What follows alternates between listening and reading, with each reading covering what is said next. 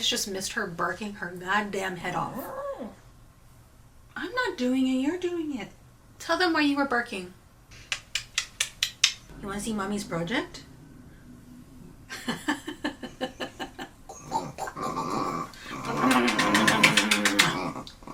Bro, our neighbors just started the dryer, so if you can hear some tumbling, I apologize. But I feel like I've been doing a little bit of crocheting and I haven't really talked about what I've been doing. So you've probably seen me work on this kind of beanie over the last few days. I have a couple different options. So I set out to make this beanie because I really like hats that are more of a cap style. I really don't like it when beanies have all of that extra fabric sitting on top of the head. So instead of doing like a tapered panel and then having to seam the edge and like cinch in the top, I figured I would do a top-down version, which makes it a little bit easier, and I love that you really can't see like seams with it. I feel like we could all agree on the fact that like seaming is just that extra annoying step. So getting to bypass that completely is definitely a project that kind of intrigues me more. Like I'm more willing to make it. Anyway, so this is the Bobby beanie. As you can see, I have it striped. It's definitely like a fitted cap, but then I also thought for like a little bit of fun and flair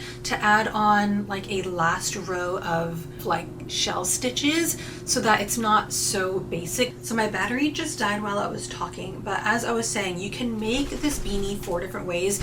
So obviously the first way is to just make a very simple cap beanie without the extra border, and then secondly you can add it on if you want to. And then the other fun thing is that you can extend the beanie down to make it more of like a full-length beanie that has more of this traditional brim and like flip up. So you can do that. And then the fourth way is to obviously like add on the shell stitch again. Honestly, I've been having so much fun making these in like so many different colors. For the tutorial, I wanted to use colors that were really easy to see, so I kind of went with this like lime green and very pale yellow. But let me show you how cute it looks with the little shell stitch border. But look at that. It's just a really easy way to add a lot of color to your outfit, especially when you're kind of like me and you dress very plain and like neutral. Definitely eye-catching, but you can see that I have the shell stitch border on there, which just kind of gives it like a little extra sum. Oh no, my bun is falling out. But yeah, this is my next very simple pattern. This is going to be the Bobby beanie. I also worked up a few other versions so that it's kind of easier to see. So this one I did in just black and white. I feel like this is a classic staple beanie, but as you can see, I didn't add on the shell stitch border, so it's more of just simple, basic, classic. But I also feel like having it without that little bit of a border is also a vibe. Like this is one of those really easy cool girl patterns. Like this right here, what I have going on, I feel is a very easy way to style like a cool girl, effortless type of outfit. I love that with the same type of pattern and just adding on more rows, you can end up with 4 completely different beanies. So now that I have these options, like a week ago, I also started this other really vibrant, kind of crazy color combo. So yeah, that's kind of just what I've been up to the last few days. And then earlier this morning, I spent a couple hours working on the tutorial, which is really, really easy. Yeah, I just kind of wanted to share some newer projects that I've been up to. I feel like when it comes to my YouTube channel, I feel like I've been struggling in a few different areas. The first one being consistency, trying to balance like weekly vlogs with tutorials that you guys really want to see. I feel like I get really caught up in my head, like overcritical, because if it's not some super elaborate, heavily designed tutorial or piece, that you guys wouldn't want to see it. But then I kind of have to remind myself like where I started, and a lot of my tutorials were like simple, everyday, easy wearables that don't need to be like an hour long and have 10-20 different stitches and techniques. Like there are so many people that come here to my channel that are absolute beginners or like at the start of their crochet journey, and putting together more simplistic tutorials and pieces like this, I don't know, I kind of just have to remind myself that there is a purpose for the easier basics and more of like the beginner pieces. And even though my skill set is a little bit more on the like extensive side, a little bit more advanced, that doesn't mean that every single video that I put out has to be at some advanced level. So, which I feel like in the long run is really going to help me, because if I am able to put out shorter length videos more frequently, it'll be easier for me to be a little bit more consistent versus having to spend so much time and labor on these more like intricate, harder patterns. The other thing that's been a really big hindrance has been my health and battling my IBS and my GERD. Towards the very end of December, I had another IBS flare-up and I have still been dealing with it. We are going over 2 months now, so it makes it really, really hard to work. I don't get to work every single day because I am in a good amount of discomfort and pain. You would think being a crocheter who's like sick at home, oh, they get to lay in bed or on the couch and watch Netflix and crochet all day. But the reality is that my discomfort can be so difficult on my body that I'm not able to do anything. I really just have to lay down. Yeah, it's just kind of where my head's been at. It's been definitely a struggle since the start of the year. This is not how I thought 2026 was going to be going. I felt so good physically and mentally right at the end of the year, and then that's always when the flare-ups happen, when you're not expecting them. So just know that I do really still want to put out YouTube videos, and as much as I'm able to, I will be here to share what goes on in my daily life. So yes, thank you for coming to my TED Talk. I appreciate you guys listening. I'm going to crochet a little bit. I do want to make some progress on the crazy beanie, and then I need to take some photos because I haven't really been posting this on Instagram. So like nobody knows that I'm working on this, and I should probably get to that. So obviously this room is looking a little bit different than before. To make a long story short, we had to move all of our belongings from the basement up here into the guest bedroom, which also happens to be my office, my little quiet, sacred space. You guys, a lot has happened in the last few weeks that I haven't really taken the time to update you guys on. So as you can tell, pretty much the entire office is full of everything that we pretty much use for storage. And essentially, this room is going to look like this up until we move out in August. So a few weeks back, we got a few unpleasant emails from our landlord and like our management company here. As you guys know, we really love and value our basement because we use so much of it for storage, but we also have like a little at-home gym down there. We have the sauna down there. Unfortunately, our landlord is going to be turning the basement into an additional dwelling unit. If you guys have never really heard of that, that pretty much means they're going to be turning that into another livable, rentable space, which ultimately means we are going to have future neighbors down below us as well as above us. So we had to like rush and hurry and take everything out of the basement and move it up here. Like literally, we even have Jordan's mountain bike up here. So, and this is what I have to work with. So we're just going to roll with the punches. That also means that we have decided to end our lease in August. So we're not going to re-up this year. We're actually going to look for a new place, which is a little bit stressful, but honestly, it's exciting as well because we get to kind of like start fresh. But yeah, it's a little bit of a bummer just because we really, really love where we live currently. The location is great. We have our routine here. We have our grocery stores. We have traders. I feel like the part that I'm the most heartbroken about is that Suki has a few dog neighbors in this block that she really loves and gets along with. So that's pretty much that on the new things I wanted to update you guys on. We're just going to shift the topic over to hand-dyed yarns right now. As you know, I have been in the midst of prepping for a few, and by a few, I mean a lot of fiber festivals and wool fairs and everything. I've kind of been putting this off for a couple of weeks, but I need to sit down and hank up all of these yarns. They've just been taking up space on my desk because I kind of wanted to take a second to show off a new colorway that I dyed as part of a future collection. So for about the last 2 months, I've been dyeing up a collection inspired by Kiki's delivery service. But I'm also trying to get a little bit prepped for like the beginnings of summer because I also want to be able to drop a like summery theme. I got a little bit excited, but I really wanted to dye up a colorway that was kind of inspired by like the iridescent mother of pearls. If you guys have ever seen them, I'll leave like a little photo here. It was honestly really hard to replicate because it's, you know, difficult to translate iridescence into like matte colored dyes, but I did my best to kind of put together this really gorgeous colorway, and honestly I'm kind of geeking out about it. So I dyed it up on a few different bases so that I could see how the colorway was going to work up.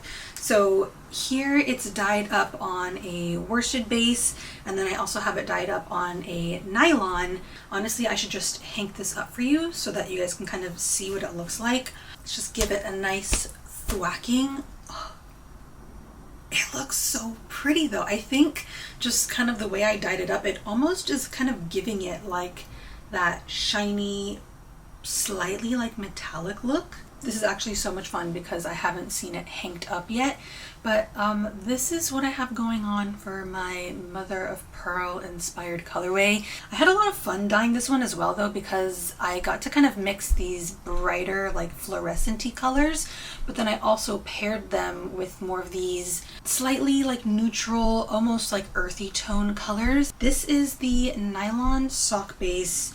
Let's hang up a worsted.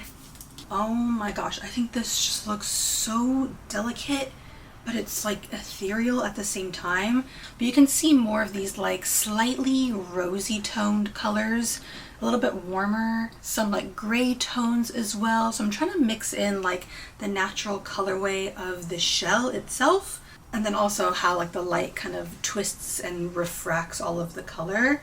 So here it is on the worsted superwash, and then I'm also gonna like kind of pair it next to the nylon. I feel like it's really easy for me to kind of get stuck in like one way of doing something, so I really wanted to switch up the technique and like the way in which I was dyeing this colorway in specific, and ultimately I think it made the color lay a little bit better. It also allowed the colorway to kind of soak through, I feel like a little bit more evenly distributed throughout the hank.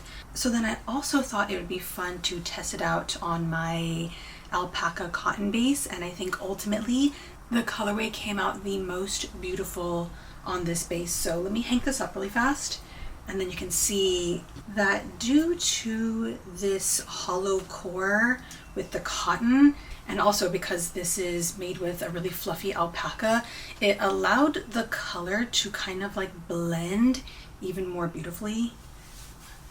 So here's what it actually turned out like on my alpaca base, and it's just, it looks so good, so like magical and ethereal. The color spread out a little bit more instead of being really concentrated in certain parts, but it allows it to look even more like blended, and the colors meld together a lot better. I feel like I'm gonna crochet so many things with this colorway.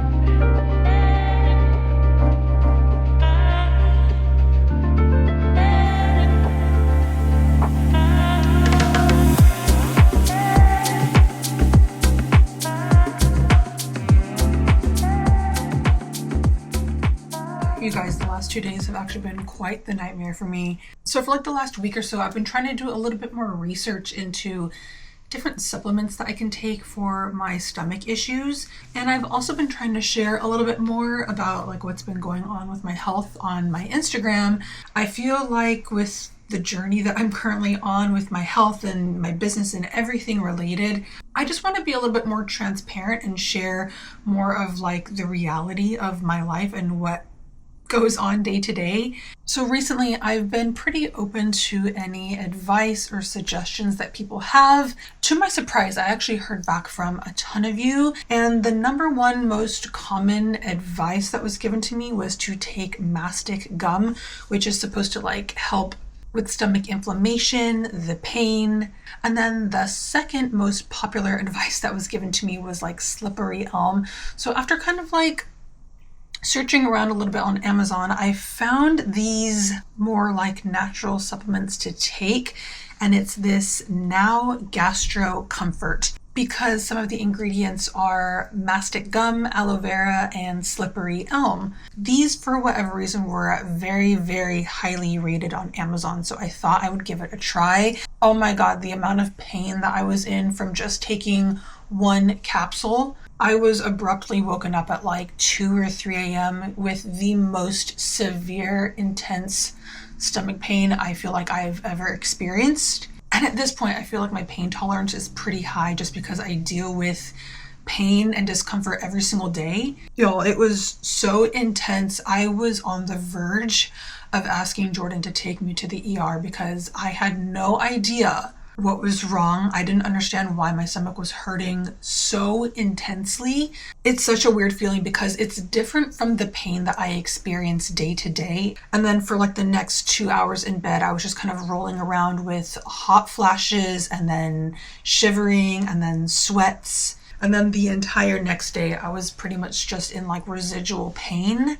Yeah, for whatever reason, my body chemistry does not fuck with those pills. Fast forwarding to today, I still feel a good amount of the residual pain, but I feel okay enough to sit at my desk and get a little bit of work done. And I kind of wanted to share a little bit more behind the scenes on what I'm doing with my yarn business. So for the last couple of months, I've actually been in communication with a yarn store in New York about potentially getting some of my yarn in the store, which would be massive and insane and huge, and definitely something that has been a goal for me since I started my yarn business. So in the last bit of communication that I had with them, they actually asked me to send them some color cards, which, if you couldn't believe it yet, I have never made a color card before.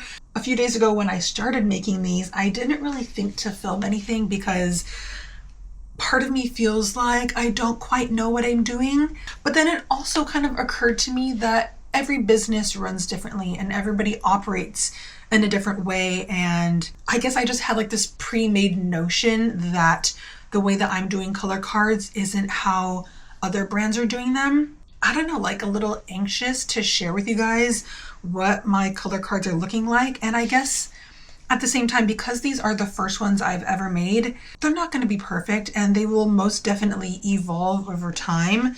Yeah, so all of that to say, I did make a good majority of the color cards. This yarn store, which I don't feel comfortable sharing yet, they kind of gave me their preferences and they requested more reds, more blues. They also said that they would take any of my like really fun, bright, funky colorways. But again, because I've never really made color cards before, it never really occurred to me that I should have all of my colorways available and on hand so that in the event that someone or a yarn store or whoever is asking for samples, I immediately have these colors on hand to give to them. So for the last couple of weeks, I've been specifically dyeing up certain colorways just so that I can give them like a little sample of it.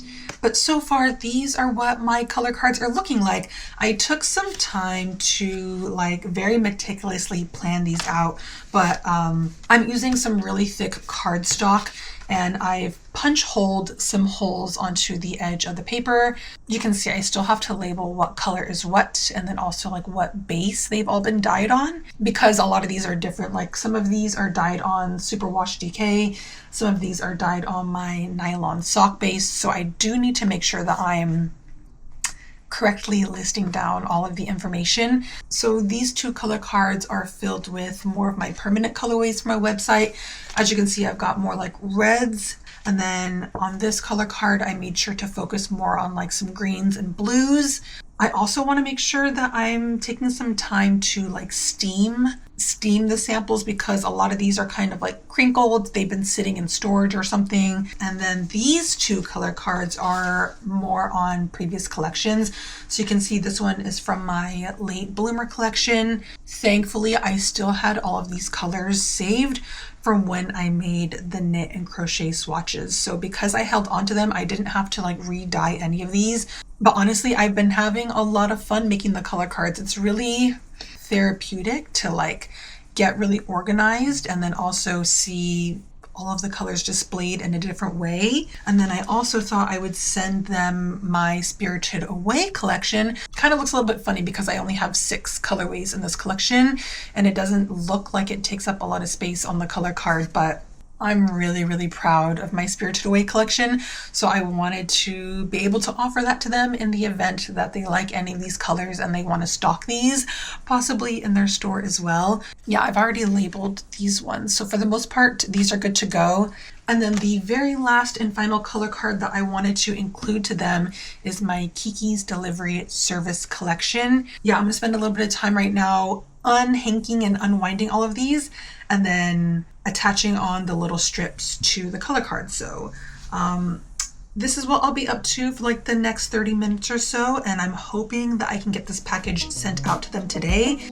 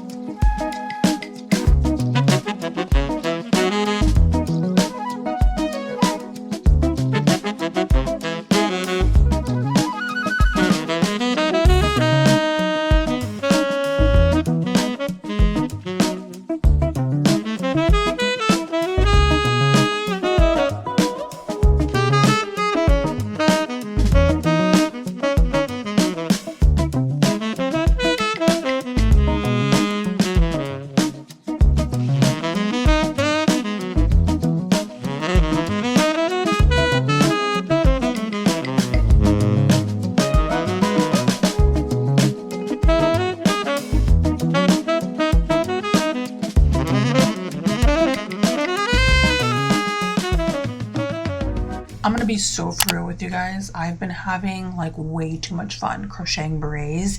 As you saw in earlier clips, I was kind of drafting up this red version after I had finished a more simple version with these 2 yarns from Hobie. And as I was watching back the clips, I realized I hadn't even shown you guys what the beret looks like on. For my first attempt at a beret, I didn't want to use any kind of like crazy or delicate stitches because I really wanted to focus more so on the overall structure of a beret and just kind of how it's going to lay, the increases and the decreases. So pretty much I was focusing on the shaping for this first one. I feel like I'm about to look really funny with this on, but bear with me because it did look cute the other day. Okay, this does look a little funny, but when it comes to berets, I feel like the shaping and the way that you kind of situate the hat is what makes it look really cute. So this first way that you can kind of wear it is more like the traditional French painter hat where you're kind of wearing it off to the side. Personally though, on me, maybe it doesn't look the best until I ended up pulling the beret to the back. So I'm kind of forcing the slouch more so towards the back of my head. And this is when I felt like the hat really stepped up its game for me. I think this type of structure looks better, at least on me. I don't know, y'all. I think it's really, really cute.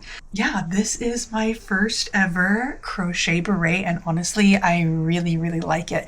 So after seeing this version, I decided to kind of sit down and play around with some more like fun lacy stitches. Something that's not so basic as this one. I kind of wanted something that had a little bit more like playfulness to it. So I really wanted to play around a little bit more with like these kind of lacy stitches. I was using some type of like V stitch, but because I learned how to work the increases and the decreases so well with the first version, I thought that I could apply it to something that has more of this really just kind of like more airy, breathable stitch. So I ended up with this. I will say that the increases were very easy to work, but then trying to use the same technique with the decreases was a little bit tricky. I kind of had to play around with a few different styles of decrease until I ultimately settled on this one. I do want to try on this beanie, but you have been forewarned that I haven't tried it on yet. So we're both gonna kind of see if my pattern writing skills have kind of paid off. I personally, if anything, would want to wear it like off to the side, kind of like this. That's not bad. Maybe it's just a hair, just a little bit too big at the top. Yeah, she just needs a little bit of relaxing, but overall really, really cute. So this is beret number 2. Now I used the same stitch pattern as the red one, except I found a way to kind of tweak it a little bit better. I ended up adjusting a few things with this lilac version, and because I changed up the way that I worked this one, I feel like the increases and the decreases don't create these like very obvious pointy sections. I don't know how many of you guys would actually like a pattern or like a tutorial of this, because I know berets are not for everyone, but honestly, now that I'm wearing one, I can really see myself just kind of like popping this on. Yeah, I thought I would just kind of share some recent project adventures. I'm traditionally not the biggest fan of making like smaller accessories and pieces just because day to day I don't really accessorize like that. But I have to say that spending a couple of days working on these berets brought me so much like excitement, like to just sit down and be able to just play around with the yarn and the stitches and make something, kind of tweak it, pull it back. Really just like the whole process of designing and pattern writing. It was like very fulfilling. Yeah, this was a lot of fun, and maybe I should be making more like headwear pieces like this more often. But yeah, would love to get your feedback on what you guys think on this beret, and if you yourself could see yourself wearing an accessory like this one. I've seen a lot of people online that like to wear their berets more frontal, kind of like this, which is also not bad. I think I just need to like squash it down a little bit. So you have more of this like off the side, a little bit more Frenchy look. If you happen to see me wearing nothing but berets for the next month,